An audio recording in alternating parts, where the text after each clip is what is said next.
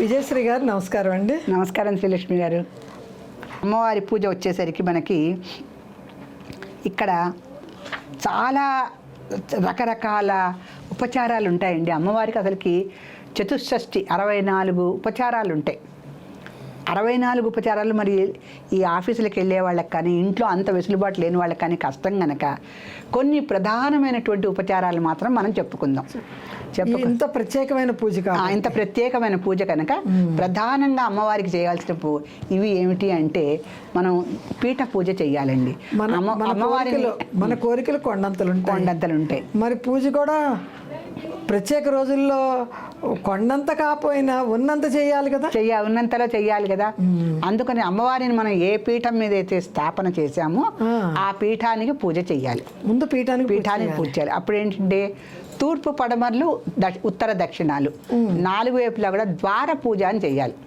4 వైపులా ఇప్పుడు ఒక అమ్మవారి విగ్రహం ఉంది అంటే 4 వైపులా ద్వారాలు ఉంటాయి కదా, 4 వైపులా ద్వారాలు ఉంటాయి కదా ఆ పీఠానికి. అందుకని తూర్పు పడమర్లు ఉత్తర దక్షిణాలకి ద్వార పూజ అని చెప్పేసి ఆ దిక్కులన్నిటికీ కూడా మనం పూజ చెయ్యాలి. అక్కడితో పీఠ పూజ అయిపోతుంది. అయిపోయిన తర్వాత మనకి శుద్ధోదక స్థానం అమ్మవారికి ఇవ్వాలి. శుద్ధోదక స్థానం అంటే మనం ఇందాక గంగే చేమునే చేవని పెట్టి కలిసిన నీరు కాదండి, విడిగా ఒక పాత్రలో మళ్ళీ చక్కగా స్వచ్ఛమైన నీరు, నిర్మలమైనటువంటి నీరు పెట్టుకొని అమ్మవారికి ఆ శుద్ధోదకంతో స్నానం చేయించాలి. చేయించిన తర్వాత అమ్మవారికి వస్త్రం ఇవ్వాలి. అమ్మవారికి వస్త్రం ఇవ్వాలంటే మనము 2 రకాలండి ఇక్కడ. ఒకటేమో ఈ పత్తితో చేసినటువంటి వస్త్రాలు సమర్పిస్తారు. ఎక్కువగా అది దానికి పసుపు కుంకాలు పెడతాం. కొంతమంది మనం ఇంట్లో అమ్మవారికి ఒక చీర కొంటాం కదా, అది వస్త్రం సమర్పయామి అని శుద్ధోదక స్నానం అయిపోయిన తర్వాత మెల్లిగా మనం కొన్న కొత్త చీర అమ్మవారికి ఇచ్చేసే వస్త్రం ఇవ్వాలి. కొత్త వస్త్రం ఇవ్వాలి. కొందరు పూజ అంతా అయిన తర్వాత పెడతారు. పూజ అంతా అలా చేయిస్తారు కొంతమంది పూజ. కానీ స్నానం అయ్యాక ఆవిడకి కొత్త వస్త్రం, ఇప్పుడు మనం కూడా పండగ రోజున స్నానం అయ్యాక కొత్త బట్టలు కట్టుకుంటాం కదా, అలాగే అమ్మవారికి కూడా స్నానం అయిపోయిన తర్వాత ఆవిడకి నూతన వస్త్రాలు ఇవ్వాలి. కంచుక సహిత నూతన శాటికాం దాస్యామి. కంచుకం అంటే జాకెట్ లేకుండా అమ్మవారికి చీర ఎలా పెడతాము, అందుకని కంచుకం అంటే జాకెట్. కంచుక సహిత నూతన శాటికాం అంటే చీర, నూతన వస్త్రం దాస్యామి, నేను నీకు ఇస్తున్నాను తల్లి అని చెప్పి మనం అమ్మవారికి ఏ చీర అయితే కొన్నామో ఆ చీర జాకెట్టు చక్కగా ఆవిడ విగ్రహం దగ్గర పెట్టి ఒక నమస్కారం చేసుకోవాలి. సో శుద్ధోదక స్థానము, వస్త్ర సమర్పణ అయిపోయిన తర్వాత వస్త్రాలు కట్టుకున్న తర్వాత చామరం ఆవిడకి కాస్త వింజామర వీయాలి. ఆవిడ స్నానం చేసి అలసిపోయి ఉంటుంది కనుక చామరం అంటే శీతల మంద వాయు ప్రసారణార్థం అని ఉంటుంది. చల్లటి గాలి మెల్లిగా అలా వస్తూ ఉంటే ఆవిడకి ఎందుకంటే ఆవిడ సచామర రమావాణి సవ్య దక్షిణ సేవిత. సరస్వతిను లక్ష్మీదేవి ఆవిడకి చామరాలు పెట్టి వీస్తూ ఉంటారు. అటువంటి మందంగా ఉండేటువంటి చల్లని గాలితో చామరం ఆవిడకి ఇవ్వాలి. తర్వాత చందనం సమర్పించాలి, గంధం సమర్పించాలి. దాని తర్వాత ఆభరణాన్ని మనం అంటే కొన్నిసార్లు అమ్మవారి కోసం ఒక కొత్త ఆభరణం కొంటాం. శ్రావణ మాసానికి జనరల్గా కొంటారు, కానీ మనం ఏదన్నా ఒక నూతన ఆభరణం కొనుక్కున్నట్టయితే సువర్ణాభరణం అది అమ్మవారికి పెట్టి మనం పెట్టుకుంటే ఆ తృప్తి వేరు. ఆవిడ ధరించినటువంటి ఆభరణాలు, ఆవిడ ధరించినటువంటి వస్త్రాలు మనం తీసుకుంటే మనకి ఎంతో సంతృప్తిగా ఉంటుంది, శుభం కూడా కలుగుతుంది. కనుక ఊరికే అమ్మవారికి చూపిస్తాం కానీ ఆ వస్త్రం మనం కట్టుకునేది ఏమండి, ఆభరణం కూడా అంతే. కాకపోతే ఆవిడ యొక్క స్పర్శ, ఆవిడ యొక్క ఆశీస్సులు ఆ వస్త్రం మీద ఆభరణం మీద ఉండాలి. ఆభరణాలన్నీ అయిపోయాకండి పుష్పాలతో పూజ చేయాలి. అప్పుడు అంటే ఆవిడ్ని స్నానం చేయించి కొత్త చీర కట్టి ఆవిడకి ఆభరణాలు పెట్టాం, చందనం ఇచ్చాము, చక్కగా చామరం వీసాము, అవన్నీ అయిపోయాక ఇక పుష్పాలతో ఆవిడ్ని పూజించాలి. పుష్పాలక ధూప దీప నైవేద్యాలు ఇవ్వాలి. అంటే ఈ పుష్పాలతో పూజ చేసేటప్పుడే ఆ ధూపం దీపం కూడా వస్తుందండి. అంటే పుష్పంతో పూజ చేసినప్పుడు పుష్పై పూజయామి అని వస్తుంది. ఆ పుష్పాలతో పూజ చేసినప్పుడు అమ్మవారికి అంగ పూజ ఒకటి ఉంటుంది, అంగ పూజ ఉంటుంది. తర్వాత మా నాన్నగారు చెప్పిన శాస్త్ర ప్రకారం మేము ముందు ఖడ్గమాలతో పూజ చేసేవాళ్ళం. ఖడ్గమాల ముందు చేసేవాళ్ళం. ఖడ్గమాలతో పూజ చేసి ఆ ఖడ్గమాల నామాలతో కుంకుమ పూజ చేసేవాళ్ళు. శ్రీచక్రం మీద ఆ బిందు స్థానంలో పడేటట్టుగా ఆ ఖడ్గమాల నామాలన్నీ చదువుతూ ముందొచ్చేసాడు. మీ దగ్గర అయితే బంగారు శ్రీచక్రం ఉంది, చేశారు. కొందరి దగ్గర శ్రీచక్రాలనే చేస్తారు.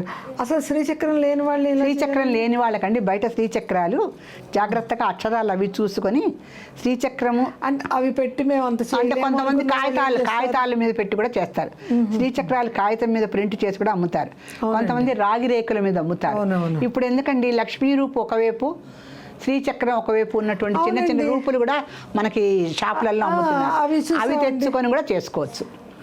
మన దగ్గర లక్ష్మీ రూపు ఉంటే పెట్టుకొని లక్ష్మీ రూపు వెనకాల శ్రీచక్రం కూడా ఉంటుంది.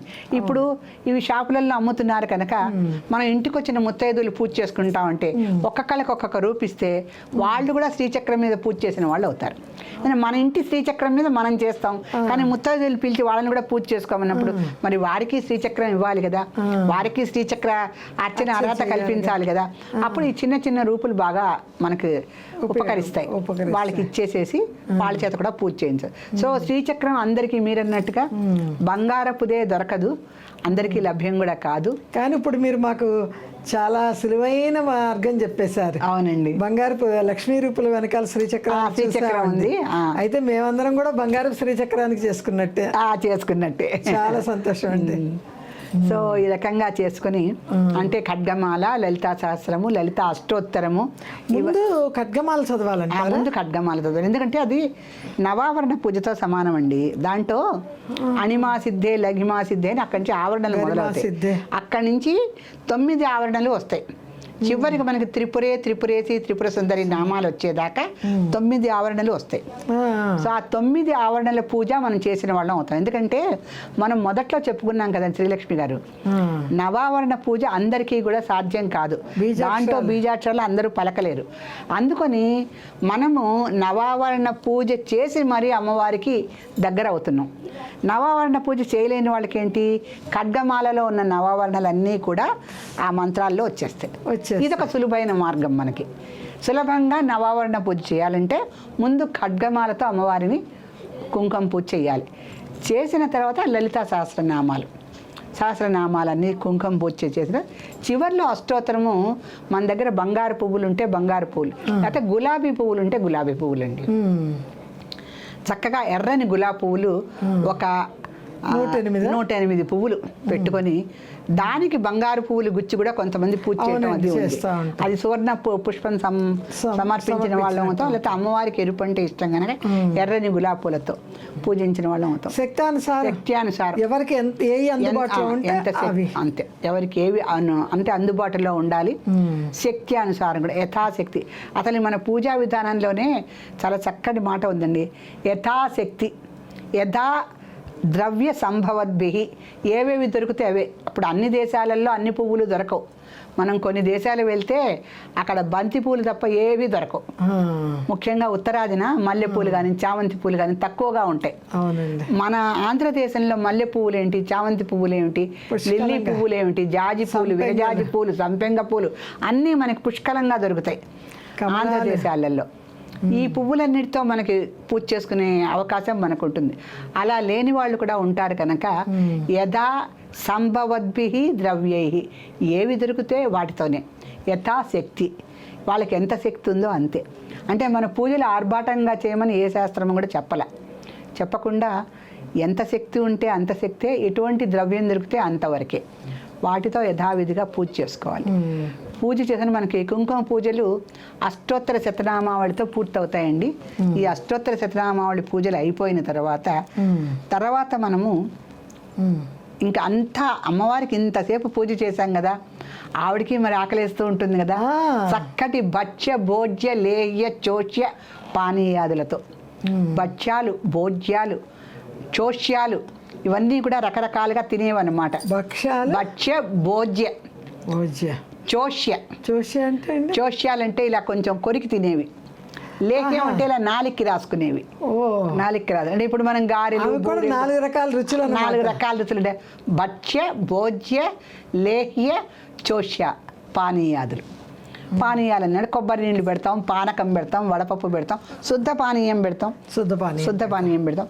అందులో శుద్ధోదకంతో సహా అంతా మహానైవేద్యం అమ్మవారికి పెట్టిన తర్వాత అప్పుడు ఇక మెల్లిగా చక్కగా నాగవల్లి దళయుక్త అని చెప్తాం కాబట్టి తములపాకులతో కలిపినటువంటి మరి శ్రీఫలము, జాజికాయ, జాపత్రి, కస్తూరి, సరే ఏలక్కాయలు, లవంగాలు, ఒక్కాయ, ఇది సరే ఇవన్నీ కలిపినటువంటి తాంబూలాన్ని అమ్మవారికి ప్రీతి, ఆమెకి ప్రీతి.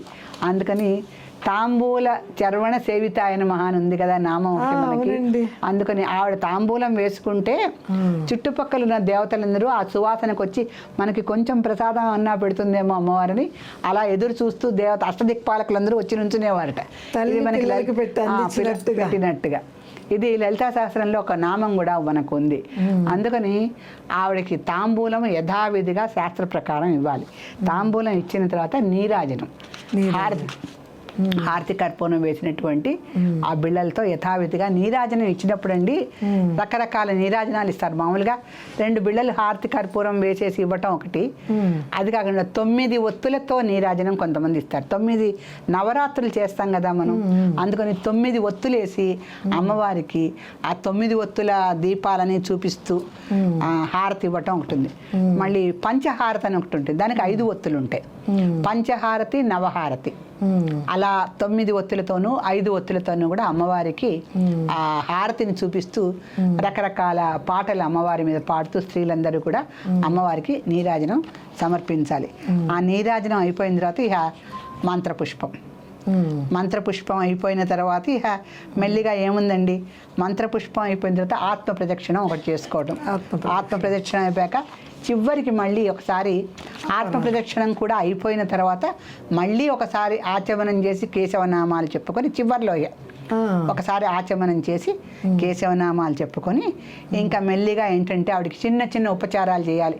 ఇక ఆవిడని ఏమిటంటే ఆవిడకి ఛత్రం చూపించి చామరం వీచి ఒకసారి, అలాగే మెల్లిగా ఏంటి నృత్యము, గీతము అంటే అమ్మవారిని వినోదింపజేస్తూ ఆవిడని చక్కగా విశ్రాంతి తీసినందుకు ఒక నృత్యం చేయటం, ఒక గీతం ఆలపించటం, ఒక వాయిద్యం, వీణ నేర్చుకున్న వాళ్ళు వీణ చేయొచ్చు, గాత్రం నేర్చుకున్న వాళ్ళు ఒక చిన్న పాట పాడచ్చు, నృత్యం నేర్చుకున్న వాళ్ళు ఒక చిన్న నృత్యం చేయొచ్చు.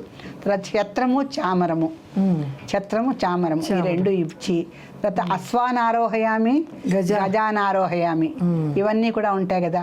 సో ఒకసారి గుర్రం మీద అమ్మవారిని ఎక్కించి ఒకసారి గజం మీద మన భావనతోనే అంతే అలా చెప్పి తర్వాత అన్నిటిలోకి అమ్మకి చాలా ఇంట్రెస్టింగ్ అండి ఇది.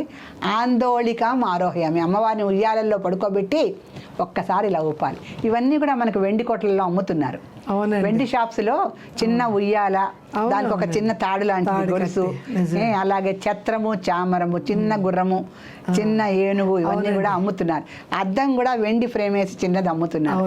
చక్కగా ఇవన్నీ ఒక సెట్ లాగా తెచ్చుకొని అమ్మవారికి ఆందోళన అంటే చక్కగా ఆందోళిక అంటే అద్దం కనుక ఒకసారి అద్దం చూపించి ఆవిడ గుర్రం ఎక్కించి ఏనుగు ఎక్కించి చక్కగా అంబారీల్లో అంతా తిప్పి చివర్లో ఆవిడని హాయిగా ఉయ్యాలలో పడుకోబెట్టి ఊంజల సేవ అంటారుగా, ఆ ఊంజల సేవ కూడా చేసి అక్కడికి మనం అమ్మవారి పూజ పూర్తి చేసామని అనుకోవచ్చు. ఇదంతా అయిపోయిన తర్వాత ఒకసారి అపరాధం చెప్పుకోవాలి.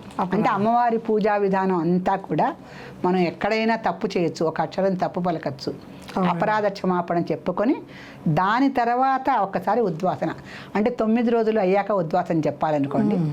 ఏ రోజుకి ఆ రోజు ఎవరు చెప్పరు కానీ ఈ నవరాత్రులు అన్నీ పూర్తి చేయాలి. 5 రోజులు చేసుకున్న వాళ్ళైతే 5 రోజులకు చెప్పచ్చు. 3 రోజులు చివరికి చేసుకుంటారు, దుర్గాష్టమి, మహర్నవమి, విజయదశమి. ఈ 3 రోజులు చేసిన వాళ్ళైతే ఆ 3 రోజులు చెప్పచ్చు. ఎన్ని రోజులు చేసుకుంటే ఆ చివరి రోజు ఉద్వాసన చెప్పి చివరికి శాంతి వచనాలు ఉంటాయి కదా, ఆ శాంతి వచనాలు కూడా చెప్పి అక్కడికి మనం పూజా విధానం అంతా పూర్తి చేసినట్టుగా ఇదిగో ఈ గ్రంథం ప్రకారం మనం పూజా విధానం అంతా సంపూర్ణంగా చేసుకున్నట్టుగా మనం భావించవచ్చు. పరిపూర్ణమైనటువంటి పూజ. చాలా చక్కగా వివరించారండి, చాలా అద్భుతంగా చెప్పారు. మాకు బంగారపు శ్రీచక్రాన్ని కూడా మీరు అందించారు, మాకు తెలియదు, మీరు అందించారు. ధన్యవాదాలు.